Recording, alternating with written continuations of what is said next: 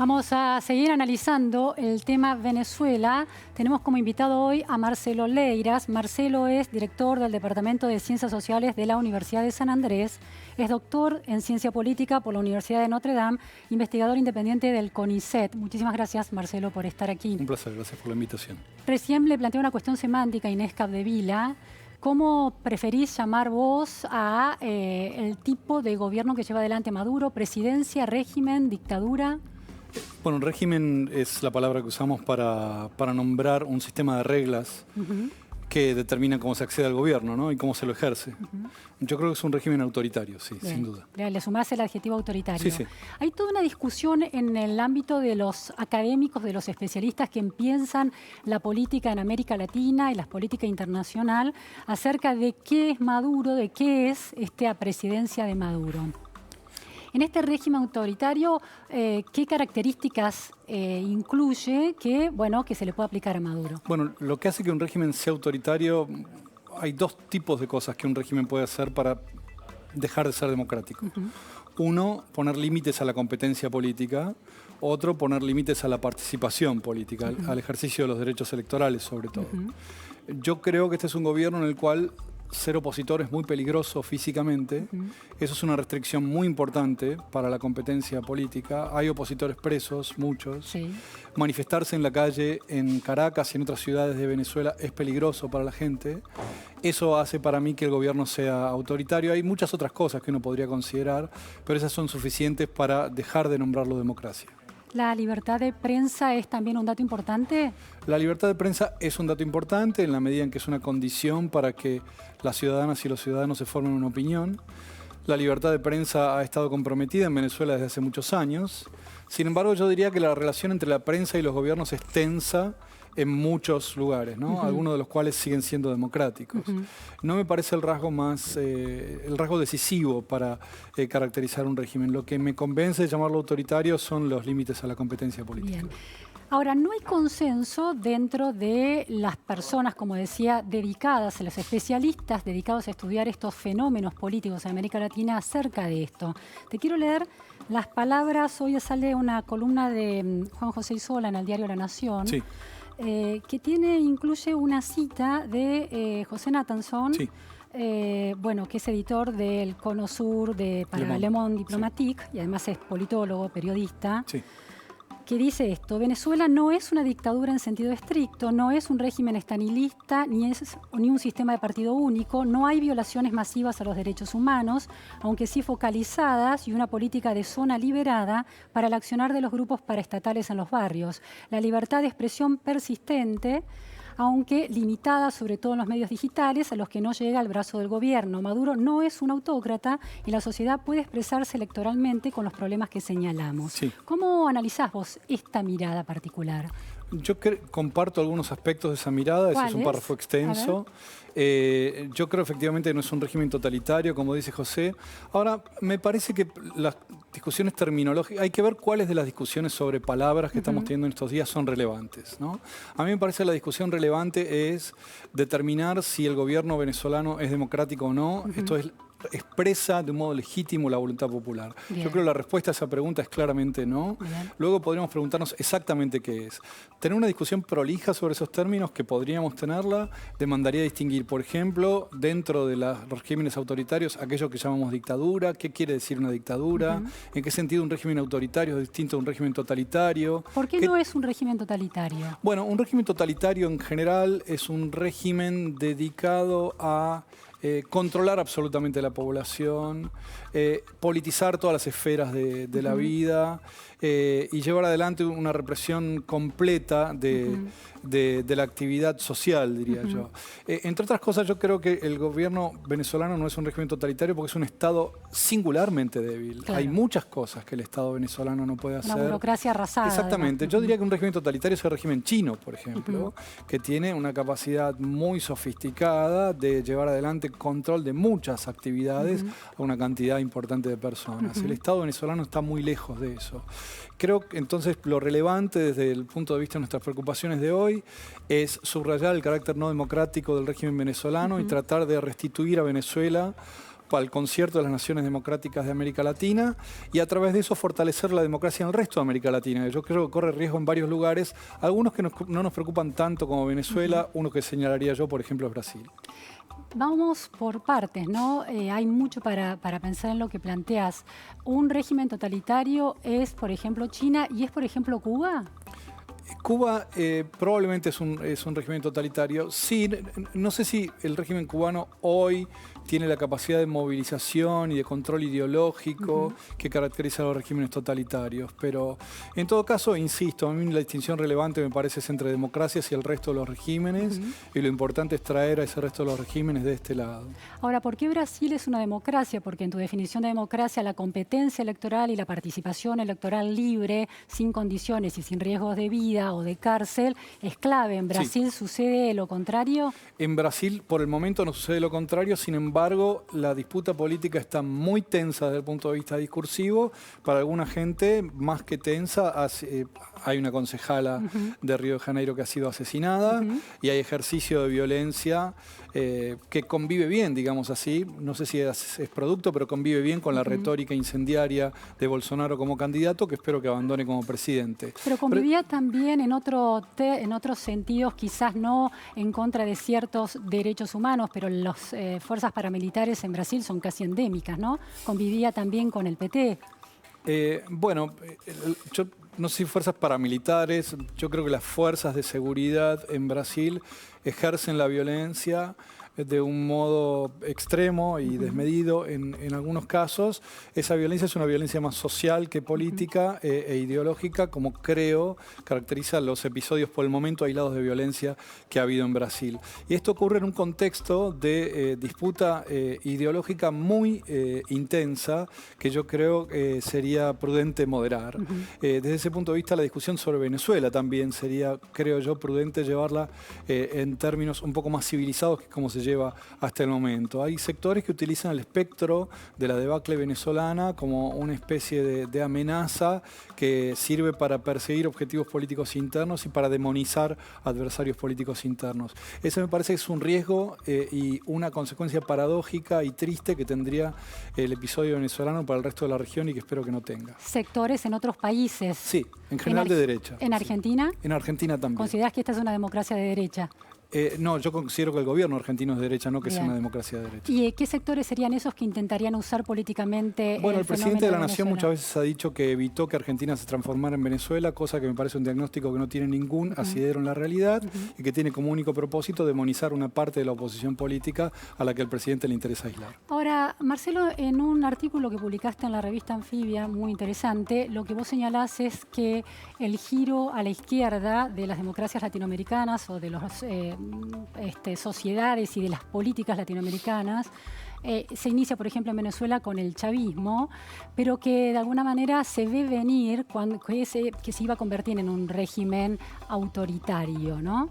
¿Qué responsabilidad tiene? Porque vos señalás que presidente Macri de alguna manera usa políticamente la amenaza de la venezualización de Argentina. Ahora, ¿qué responsabilidad pudo tener el kirchnerismo con, por ejemplo, la figura de Cristina Fernández de Kirchner premiando a Maduro, a Nicolás Maduro, con la orden del libertador general San Martín, o una universidad pública como la Facultad de Periodismo de la Universidad de La Plata premiando con el premio Rodolfo Walsh a Chávez? Es decir, los sectores líderes de la opinión pública, política, intelectual, avalando un régimen que, como vos advertís en el artículo, era previsible que se convirtiera en esto. Bueno, dos cosas. Primero, yo no creo que se notara que se iba a convertir en un régimen autoritario el venezolano. Lo que dije que a mí nunca me entusiasmó. No, dije que nunca me entusiasmó la figura de Chávez porque no me gustan los golpistas, porque empecé a estudiar política en el año 83 y soy orgullosamente heredero de la tradición antiautoritaria de América Latina, a la que celebro que algunos sectores de derecha se estén sumando recientemente. Entonces no tenía ninguna esperanza respecto de Chávez. De eso no sigue que yo esperara que se convirtiera en un régimen autoritario y lamento mucho que lo haya hecho. Efectivamente, sectores del kirchnerismo, entre ellos la presidenta Fernández, en algún momento manifestaron amistad con Chávez y cercanía con el gobierno de Maduro. Una cosa cosas son las manifestaciones que se hacen por una serie de consideraciones políticas. Otra cosa muy distinta, pensar que lo que ocurría en Argentina conducía a que Argentina se transformara en Venezuela. Eso indica que uno no entendía lo que pasaba en Argentina o que no entiende lo que pasa en Venezuela o con las dos cosas, ¿no? Que es lo que sospecho que ocurre con las declaraciones del presidente cuando dice eso. Tampoco creo que lo crea todo el tiempo, pero hay veces que probablemente se exceda en su entusiasmo anti-kirchnerista. Me parece que uno no puede atribuirle a los gestos de un jefe de Estado deducir de eso un compromiso ideológico y mucho menos de eso que traducir un compromiso ideológico de un presidente con un proceso en un país. Argentina, afortunadamente, siempre estuvo muy lejos de que le ocurriera lo que le está pasando a Venezuela hoy. Las declaraciones de la expresidenta Fernández de Kirchner en el foro de pensamiento crítico que se hizo una semana antes del G20 diciendo que la división de poderes era de alguna manera una tecnología social atrasada que correspondía a un siglo, al siglo XVIII, y había que pensar nuevas organizaciones de los poderes en las democracias latinoamericanas, ¿no te lleva a analizar cierta relación con gobiernos que desconocen la legitimidad o invaden los poderes judiciales o legislativos? No, no necesariamente. Creo que lo que dijo Cristina Fernández en ese evento no es claro, solo queda claro que le parece que las constituciones inventadas a fin del siglo XVIII son anacrónicas. De eso yo no puedo deducir nada en particular, aunque no me sorprendería sí que la división de poderes, digamos que la expresidenta en algún momento piense que la división de poderes es como un obstáculo a la voluntad popular o cosa parecida. Si quisiera decir eso, que la verdad que no sé qué quiso decir, me parece que es un error. Ahora, no creo que eso necesariamente la comprometa con un credo antirrepublicano o antidemocrático. Por otro lado, como observamos, por ejemplo, con el gobierno argentino actual y otros gobiernos en otros lados, los desbordes de los límites republicanos son frecuentes, ¿no? Y me parece entonces que es una tarea de todos, procurar que todos los gobiernos lo respeten. Vos también, y en esa línea, señalás en el artículo los problemas de la deriva del chavismo en Venezuela, y uno de esos problemas es la pérdida de legalidad. Sí. Pero también decís que no sucede solo en Venezuela, sino que sucede esa pérdida de legalidad en otros países, Brasil, Argentina. Sí. Ahora, equiparar todo como pérdida de legalidad, Venezuela, que tiene 976 presos en este momento, Sí. Una tasa de asesinato, de homicidio que está segunda después de Siria, niveles de pobreza del 82%, de indigencia dentro de ese porcentaje del 65%, cierre de periódicos, anulación o elecciones viciadas por la intervención del poder de Maduro en esas elecciones, un mercado negro de alimentos del que se enriquecen los generales y las Fuerzas Armadas, las cúpulas de las Fuerzas Armadas. Comparar esa situación y decir que esa legalidad es tan preocupante como la de Brasil o de Argentina, ¿no es licuar el peso y la gravedad y de alguna manera restarle importancia a las consecuencias de ese régimen que vos definís como autoritario? No, hacer esa analogía estaría muy mal. Yo no la hice. Yo no creo que eso sea así. Pero en el artículo señalás que el problema de la legalidad también afecta a otros países. No. Lo que traté de decir en el artículo es que yo creo que las experiencias de izquierda en América Latina tenían un propósito de transformación social, y el propósito de transformación social a veces encuentra en la legalidad una especie de corset, una especie de límite que algunos miembros de esos procesos encuentran como un obstáculo indeseable. Y yo creo, y lo que traté de decir en el artículo, es que eso es un error, que yo creo que la legalidad, en el sentido de la continuidad en el ejercicio de la autoridad del Estado y sobre todo la previsibilidad de la intervención del Estado, es un recurso de las fuerzas populares, porque el Estado es un recurso que las fuerzas populares pueden utilizar para alcanzar sus objetivos de transformación social. Al final del artículo sí digo que la crítica de las violaciones a los derechos humanos y de los desbordes autoritarios y de la deriva autoritaria del gobierno de Maduro, hechas de ciertas perspectivas de derecha en América Latina, es poco creíble. No, no es poco creíble. Quiero decir que se hace, sospecho yo, por motivos que no son el compromiso consistente con esos valores, sino la preocupación por la defensa de los intereses sociales que una revolución o con un gobierno con aspiraciones revolucionarias como el chavista atacaron, ¿no?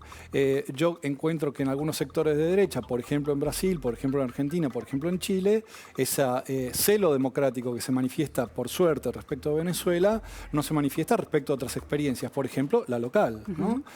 Nosotros en Argentina aprendimos el credo antiautoritario habiendo sido víctimas de una dictadura. El presidente de la Nación, por ejemplo, no demuestra la misma empatía y afinidad por las víctimas de la dictadura argentina y por las víctimas del gobierno venezolano. Me parece muy bien que sea afín con las víctimas del gobierno venezolano y me gustaría extender esa preocupación autoritaria a todas las experiencias autoritarias de la región. ¿En qué sentido el presidente Macri no demuestra empatía con las víctimas de la dictadura? Bueno, yo encuentro, por ejemplo, que su actitud respecto de los juicios respecto de las violaciones a los derechos humanos, las declaraciones respecto de la cantidad de personas que efectivamente desaparecieron bajo la dictadura y en general, digamos así, su vínculo con miembros de las organizaciones de derechos humanos no lo muestran empático, pero bueno, empatía por ahí es un término vago y esto es probablemente una sensación mía. Esa empatía no puede, esa falta de empatía, según tu análisis del presidente Macri y de ciertas fuerzas políticas respecto de los organismos de derechos humanos, no pueden tener que ver con la operación simbólica que ejerció el kirchnerismo sobre los organismos de derechos humanos que terminaron cooptados políticamente por el kirchnerismo. Muy probablemente sea una expresión de antikirchnerismo, sí, el hecho de sentir que, puesto que hubo un gobierno cercano a ciertas organizaciones, uno entonces tiene que separarse de esas organizaciones. Creo que eso es un error. Las organizaciones de derechos humanos son parte del capital social, político y cultural de la Argentina. Hay una historia de esas organizaciones larga y muy valiosa, previa y muy independiente del kirchnerismo y que es importante reivindicar con claridad, independientemente de los compromisos que hayan tomado miembros de esas organizaciones o inclusive las líderes de esas organizaciones. Yo no me refería a una lectura antikirchnerista de las organizaciones de derechos humanos, sino a que las organizaciones de derechos humanos terminaron teniendo gestos poco democráticos en términos de la democracia liberal y representativa, de respeto a la opinión del otro, respeto a la disidencia, de maneras de ver los procesos históricos. Sí. En expresiones, por ejemplo, de alguna de las miembros de Madres Plaza de Mayo, sí, como Eve de Bonafini. Correcto, sí. Yo creo que, digamos, la relación de Bonafini con la tradición liberal, desde el punto de vista discursivo, es clara desde 1984, no desde 2003. Era claro en los primeros años de la democracia que la posición de Eve en particular y de otras dirigentes del Madres, de la organización original de Madre Plaza de Mayo, no de Madre Línea Fundadora, tenían una relación muy ríspida con la tradición liberal. Sin embargo, la práctica de las madres y la demanda, por ejemplo, y el sostenimiento de la demanda de aparición con vida es parte de los pilares sobre los cuales puede construirse en la práctica la tradición liberal en la Argentina. Sí, es un legado también. Entonces es muy importante preservar eso, inclusive independientemente del discurso y de la acción político-partidaria de esas líderes, especialmente de Bonafini. En esta relativización en esta poner sobre la mesa, según tu perspectiva, ciertos rasgos poco legales o cierta manera de funcionar políticamente y que cuestiona la legalidad democrática por parte del presidente Macri, ¿cómo interpretás los dichos de Atilio Borón, que considera que Venezuela es un país libre y que el pueblo venezolano debería defender la presidencia o régimen de Maduro? En cambio, Argentina no es, y estamos todos no libres sino sueltos, en sus palabras. Bueno, yo primero quisiera decir que no creo que el presidente tenga actitudes antidemocráticas. Creo que, como todos los gobiernos, a veces su acción trata de saltar los límites republicanos. Por ejemplo, cuando designa miembro de la Corte Suprema por decreto, por ejemplo, cuando felicita a un oficial de la policía que está acusado de haber matado por la espalda a un adolescente. En fin, creo que es una característica de muchos gobiernos el tratar de llevar adelante su propósitos ideológicos, su plan de gobierno, independientemente de lo que la ley impone como restricción. No creo que eso necesariamente lo convierta en una persona antidemocrática, realmente no creo que lo sea. Como en La Rioja ahora el Absolutamente, claro. Por ejemplo. No creo que eso sea el presidente. Respecto a las declaraciones de Atilio Borón, que es un colega del cual yo he aprendido mucho siempre y que ha sido desde el punto de vista personal, muy generoso conmigo, en particular cuando yo era chico. Creo que su lectura de la experiencia venezolana es completamente errada y no concuerdo en absoluto con nada de lo que dice sobre Venezuela. Una última pregunta. Marcelo, ¿por qué crees que a cierta parte del mundo académico de las ciencias sociales le cuesta pensar Venezuela con la claridad que vos lo planteás? Bueno, creo que... Bueno, en principio creo que el practicar una profesión no le da a uno garantía de lucidez, digamos, ¿no? Y que en las ciencias sociales, como en el resto de las disciplinas, por ejemplo, la práctica del derecho o la economía, hay visiones distintas sobre distintas cosas, ¿no? El hecho de que uno practique la sociología, la ciencia política, la antropología, la historia, no lo compromete a uno con acertar siempre. Creo, sin embargo, para responder más cerca a tu pregunta, que las experiencias que declaran propósito de transformación social en alguna gente despiertan mucha simpatía. Por ejemplo, el régimen cubano, que yo creo que tiene una experiencia muy distinta de la venezolana, con resultados muy distintos, generó en mucha gente mucha esperanza, porque vivimos en un continente que es muy desigual, porque vivimos en un continente donde hay mucha gente que sufre mucho durante mucho tiempo, y entonces el encontrarse con líderes que declaran propósito de resolver esos problemas, a mucha gente le despierta simpatía, y porque también uno observa el comportamiento de líderes, como por ejemplo Trump, que cuestiona estos regímenes, ¿no? Entonces cuando uno encuentra que el enemigo de uno es enemigo de otra persona, bueno, tiende a sentirse amigo de esta otra, ¿no? En particular, por ejemplo, Donald Trump es como un canario en una mina, ¿no? Cuando a Trump le gusta algo, seguramente algo ahí está mal, ¿no? No me sorprendería que haya gente que piense así. Me parece importante pensar las cosas en sí mismas, independientemente de quién se manifieste en favor o en contra, pero no encuentro escandaloso que alguien se pueda entusiasmar con una experiencia de este tipo y que la defienda hasta las últimas consecuencias, por ejemplo, Atilio Borón. Vamos a... ¿No encontrás escandaloso? Bueno, vamos a seguir en otro programa conversando sobre esto. No estoy de acuerdo, pero no me parece un escándalo, ¿no? Muchísimas gracias, Marcelo Leiras. Vamos a una tanda, enseguida volvemos.